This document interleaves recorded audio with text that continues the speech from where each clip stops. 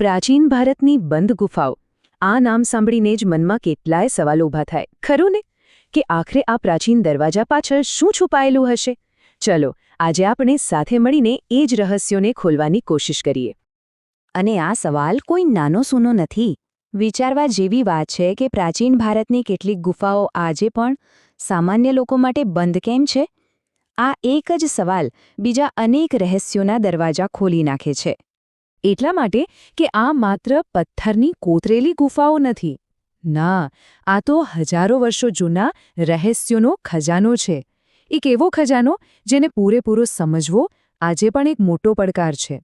તો ચાલો આપણી આ સફર શરૂ કરીએ બરાબરની ગુફાઓથી એક એવી જગ્યા જ્યાંની કારીગરી જ એક મોટો સવાલ બનીને આપણી સામે ઊભી છે તો આ ગુફાઓ આવેલી છે બિહારની ઊંડી ખીણોમાં બહારથી જોઈએ તો કદાચ સામાન્ય લાગે પણ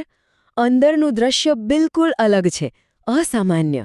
અંદર શું છે એવું જુઓ આ ગુફાઓની સૌથી મોટી અજાયબી છે એમની અંદરની દિવાલો એ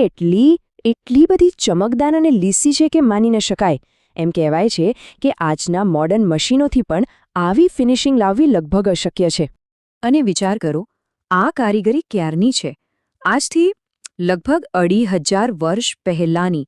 આટલો જૂનો સમયગાળો એ જ તો આ કળાને વધારે રહસ્યમય બનાવે છે તો સવાલ એ જ છે નહીં કે એ જમાનામાં જ્યારે કોઈ આધુનિક ઓજારો જ નહોતા ત્યારે ગ્રેનાઇટ જેવા કઠણ પથ્થર પર આવી અરીસા જેવી લીસી સપાટી બનાવી કેવી રીતે હશે આ એક મોટો કોયડો છે સારું બરાબરની ગુફાઓની કારીગરી તો અકલ્પનીય છે જ પણ હવે આપણે જઈએ અજંતા એલોરા અહીં એક સાવ અલગ જ પ્રકારનું રહસ્ય આપણી રાહ જોઈ રહ્યું છે અને એ છે ગુપ્ત માર્ગોનું રહસ્ય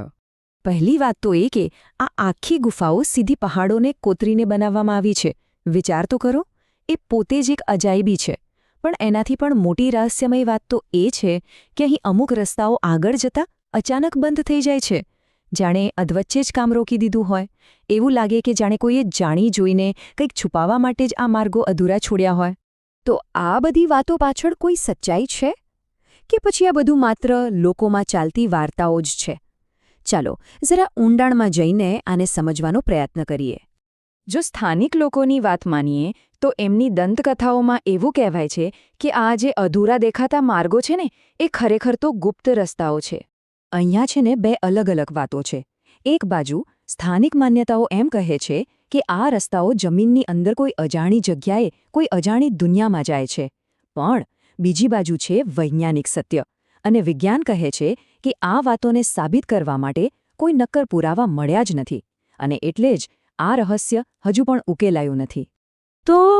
બરાબરની ગુફાઓની અદ્ભુત કારીગરી અને અજંતા એલોરાના ગુપ્ત માર્ગો આ બધી કડીઓ જોડીને આપણે પાછા એ જ મૂળ સવાલ પર આવીએ છીએ કે આ બંધ દરવાજા પાછળ આખરે છે શું અને હકીકત તો એ છે કે આજે પણ આ ગુફાઓના ઘણા બધા વિસ્તારો સામાન્ય લોકો માટે જ નહીં પણ સંશોધકો માટે પણ બંધ છે અને કેમ બંધ છે એનું કોઈ સ્પષ્ટ કારણ સરકાર કે પુરાતત્વ વિભાગ તરફથી આપવામાં નથી આવતું અને બસ આ જ વાત આપણને એક છેલ્લા અને સૌથી મોટા સવાલ પર લાવીને ઊભા કરી દે છે શું આ બંધ ગુફાઓમાં માત્ર આપણો ઇતિહાસ જ દબાયેલો છે કે પછી કંઈક એવું છુપાયેલું છે જે આપણે ક્યારેય જાણી ન શકીએ એ માટેના પ્રયત્નો થઈ રહ્યા છે આનો જવાબ કદાચ સમય જ આપશે